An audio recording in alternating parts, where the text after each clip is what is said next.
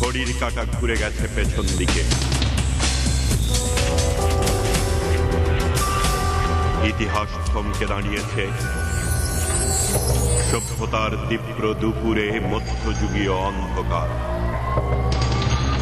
সাম্প্রদায়িক সন্ত্রাস, রাজনৈতিক প্রতিহিংসা, পাশবিকতা ও বর্বরতার এমন সর্বগ্রাসী উন্মত্ত বিকার স্বাধীন বাংলাদেশ আর কখনো প্রত্যক্ষ করেনি।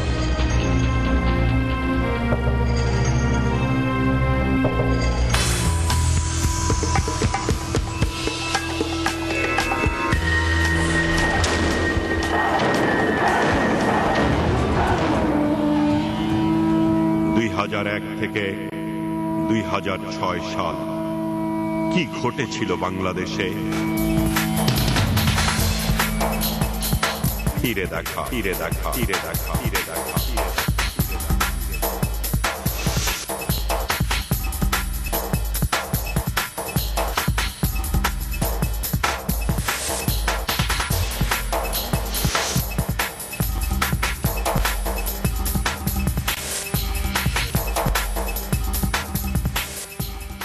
2001 সালের নির্বাচনের পরের দিন আমি যশোরে চলে গেলাম গরু আনার জন্য। যা হোক বাড়িতে আমগুলো দৌড়ায় ইয়া করে, আমি আর বাড়ি যাই না। মাসখানিক পরে আমি বাড়িতে রওনা দিছি। উনি দেশও একটু ঠান্ডা হয়েছে, বাড়িতে রওনা দিছি। আমি তো বুঝতে পারি নাই, কচুয়ার থেকে রিক্সা তুলছি, কচুয়ার থেকে আমার পিছলেছে, আমি কিন্তু দেখি নাই। যারা নাকি আওয়ামী লীগ করছে তাদের বাড়ি ঘর লুটপাট করছে, কি ঘরে অগ্নিসংযোগ করছে, তেমনি পুকুরের মাছ নিয়ে গেছে, গরু নিয়ে গেছে, এমনিভাবে তাদেরকে আর্থিকভাবে হয়রানি করছে। গত 2001 সালের নির্বাচনের পরে যা অত্যাচার হয়েছে, অবিচার হয়েছে, আমি ব্যক্তিগতভাবে সেফ থাকলেও আমার ভাইয়েরা সবাই খুব অসুবিধা ছিল এবং তাদের উপরে অনেক নির্যাতন করা হয়েছে, মামলা মোকদ্দমা দিয়া জড়াইয়া তাদেরকে অনেক হয়রানি করা হয়েছে আর্থিকভাবে। কোন রকমে যেন নিজেকে সেভ করার একটা সুযোগ পাওয়া গেছে, কিন্তু নিরীহ জনসাধারণ মানে যথেষ্ট বেশি নির্যাতিত হয়েছে। পাশে লক্ষ্মীপুর এই কল্যাণ বাজারের পাশে একটা বাড়ি আছে, তার নাম শাহবাজ চৌধুরী। তার বাড়িঘরও ভাঙচুর করছে, লুটপাট করছে। সে অনেকদিন যাবত এই বাড়িতে থাকতে পারে নাই। আমাদের ইউনিয়নে বেশিরভাগে লাঞ্ছিত দেহরারা, জোয়াগ, দক্ষিণ, উত্তর, আমাদের কল্যাণের কিছু অংশ, এগুলিতে হয়েছে। বিভিন্ন বাড়িঘরে হামলা করছে, ভাঙচুর করছে। আমি নিজে ব্যক্তিগতভাবে নির্বাচনের পরে 2 মাস বাড়িতে পারিনি, যেহেতু তারা উচ্ছৃঙ্খল আচরণ করতেছে। মান সম্মানের ভয়ে রাস্তাঘাটে যায়নি।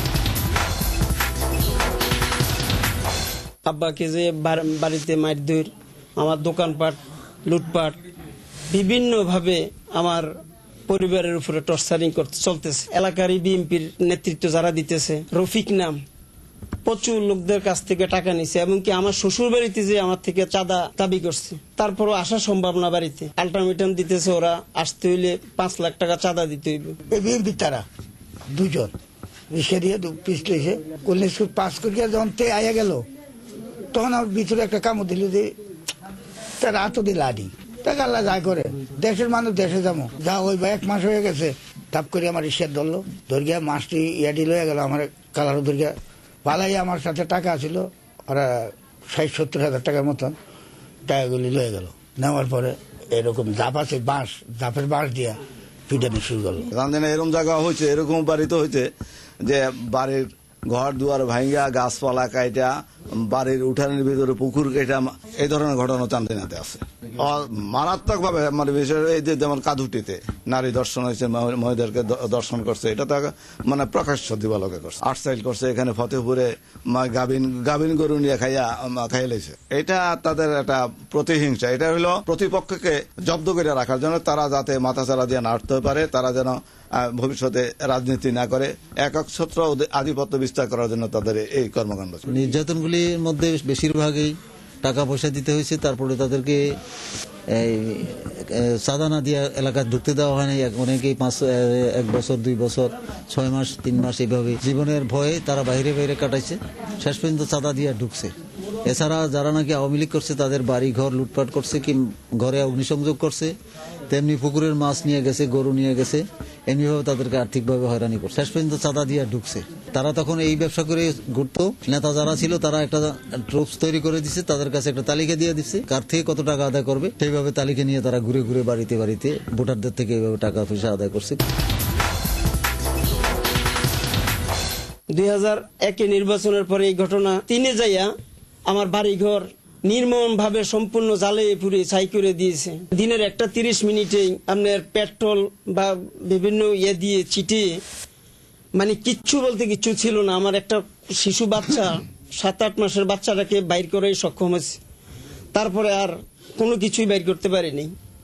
কেন করলো, কি অপরাধ, সেটাই তো আমি আপনাদের কাছে এইটাই শুধু বলি, মুক্তিযোদ্ধা পরিবারের সন্তান এক, তাছাড়া আওয়ামী লীগ করি এইটুকু অপরাধ, এছাড়া আমাদের কোনো আর অপরাধ নেই। তো এইভাবেই একের পর এক নির্যাতন নিপীড়ন চালিয়ে যাচ্ছে।